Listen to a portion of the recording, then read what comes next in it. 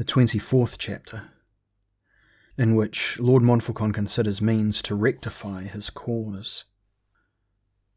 An earldom for a Perrott, then a Perrott for the Queen. Lord Montfallcon's lip quivered as he saw how simply all could be saved. Though she'll have to be rid of certain encumbrances, the seraglio, the children. He was back in the old throne room after 2 days in which he had kept to his bed, cooling his head and scheming. As for choir, I cannot do what has to be done. It must be for Ingleborough to speak to her, to tell her, to warn her. He rubbed an itching nose. He blinked about him in the dusty light from above. Click-slap, click-slap, from amongst the looming simian statuary. Tom Fine entered. "Why here, Perion? I feel that it is safer. Than your own study? I feel that, I." Fine shrugged. "This recalls unwanted memories."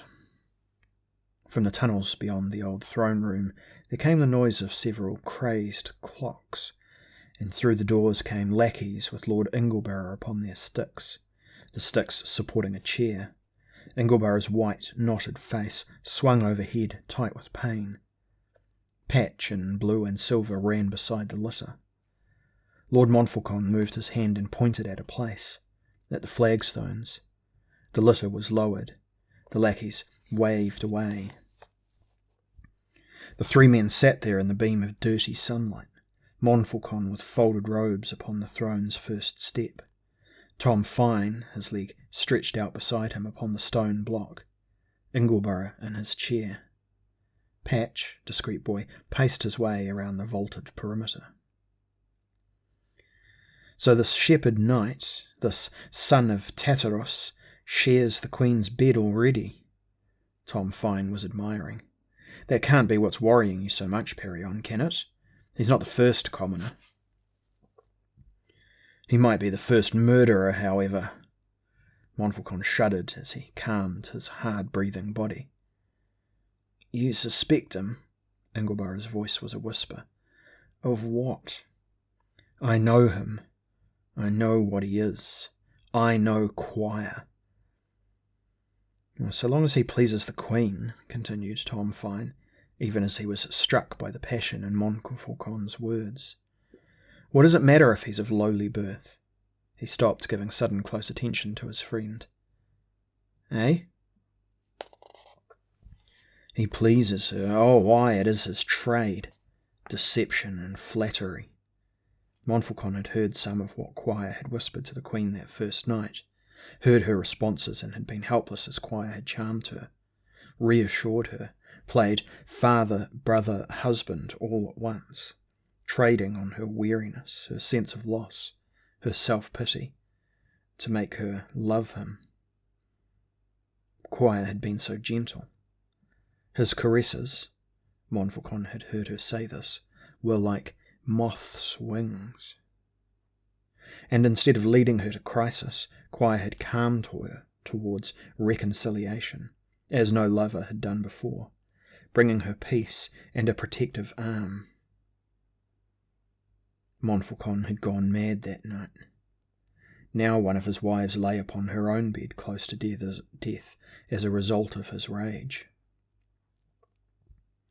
Into the silence his words had made, Montfallcon added, "I am convinced that this is Lady Mary's murderer.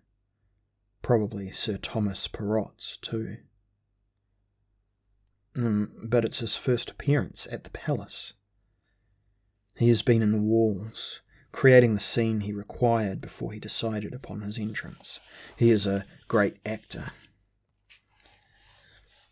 "The walls are death. There are creatures there, I've heard."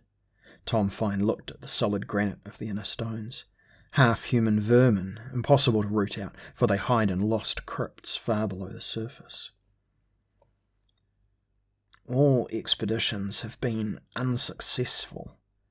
Lord Ingleborough spoke very slowly, his voice hardly more than a murmur amplified in the pointed ceilings of the chamber. "But we have never been seriously threatened by them. any more than we are threatened by rats. A little poison answers. Well, said Montfallcon, this is where I believe he has been hiding. He knows the walls as only a few from the outside can. He might have entered them at any time. Do you invent hypothesis, Perion? Tom Fine would know. Not a bit. Quire was my agent. He turned against me. You outlawed him? He outlawed himself. He has ambitions on the throne, I'd swear. He's gone mad for power. I once thought he might. He'd be our king then. Other commoners have raised themselves thus in Albion. The line has remained pure for the past 1,500 years, whispered Lord Ingleborough, direct from Oberon and Titania of legend, and they in turn were descended from fabled Brutus, who overthrew Gog Magog. She is of the blood of Elphicleos. Well, are we not all by this time? Tom Fine smiled. It isn't the blood I seek to protect, Montfallcon told them impatiently. It's the flesh, the soul, the very life of our Gloriana. If Quire were naught but a tavern ruffler, and could protect Albion by marrying the Queen, I'd make him a noble, prove him highborn if necessary, or change the law. But Quire's birth is not in question. I fear Quire's intentions. Quire killed the Saracen. He kidnapped Poland's king. Oh, and he has done much, much more. He began the events which have led us to our present pass. And you have not told the Queen? Ingleborough frowned. Why not? He turned his aching neck to watch his page, pacing the flagstones in the distance. The sound of Patch's footfalls was like slow dripping water. And Quire knows why. It's his gamble. Because to reveal his character you must reveal your own secrets, is that it? Tom Fine pursed his lips. Montfallcon admitted it. Lord Ingleborough sighed. It was as if a far-off storm was heard among the buttresses of the roof. Shall democracy threaten us so early? Shall we fall through all the stages in a single reign, next to oligarchy, then to democracy, and finally return to tyranny? You must indeed reveal your secrets. And do more harm? Montfallcon was contemptuous of the entire argument. No, Lisuarte, you shall talk to her. Tell her you have heard that this Quire is a thief, killer, spy. Tell her, if you like, that he is probably the murderer of all her friends, including the Countess of Skaith. I'd lie, Ingleborough swayed in his chair. What do you mean? You would not lie. Montfallcon stood up, clambering towards the madman's throne, his robes swaying. You would repeat what you had heard. But you killed her. Did you not tell me it was you? I did not. I am confused. Lisuarte Ingleborough moistened his mouth. You wish me to play false witness against a man to whom I had no knowledge until 2 days past. This is mindless plotting, Perion. I said I'd not be involved in your schemes. It is critical. Dust danced as Montfallcon turned at the top of the dais and slumped into the asymmetrical chair. She'll believe you. She mistrusts me at present. Quire has helped her to that conclusion. She'll think me merely jealous. We'll give her the facts then, said Fine, with common sense. The facts will corrupt her, he sulked. Well, you say that Quire does that already, and threatens to bring her to the final corruption. Sir Thomason scratched his ear. What do you think you'll lose, Perion? Albion, this nobility we have made. You do not respect her. Lord Ingleborough looked hard at his friend. You think the knowledge will break her.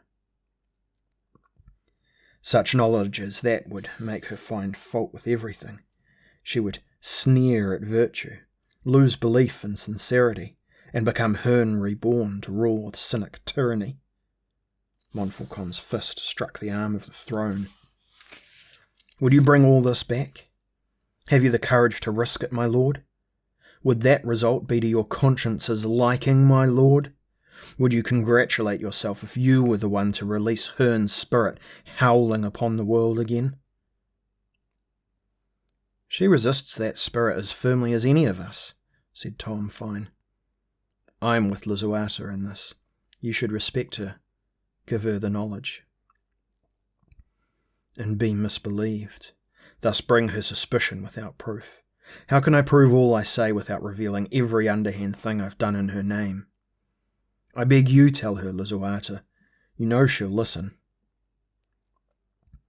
The pain-haunted eyes were lowered. If you think so, Perion. But you swear you had nought to do with the murders in the palace. I swear it. And you promise me you'll contemplate no killing. That choir must be dealt with. Exiled, say. Montfallcon knew there could be no more corpses. Another hint of murder and the court would return to a mood worse than the existing before the summer tilt. I swear that also. Choir shall not die but at my hand, nor by my instigation. But banished he must be. Well, then I shall speak to her tomorrow. Ingleborough raised a twisted hand to his face. I am easier in the morning. You'll serve Albion and the Queen, Montfallcon promised. I hope so, he winced. His heart. Patch, fetch the men, lad, for the chair. The little page had gone, perhaps already anticipating his master's wishes. The three men waited together in silence, for there was nothing more to say. It seemed each one was sceptical of the others at that moment, and must test his thoughts alone. Eventually Tom Fine grew impatient, and went to seek page and lackeys for himself. He discovered the lackeys and ordered them to their work, but Patch was not to be found, and Ingleborough, almost fainting in his agony, scarcely noticed his little catamite's absence as he was returned to his lodgings.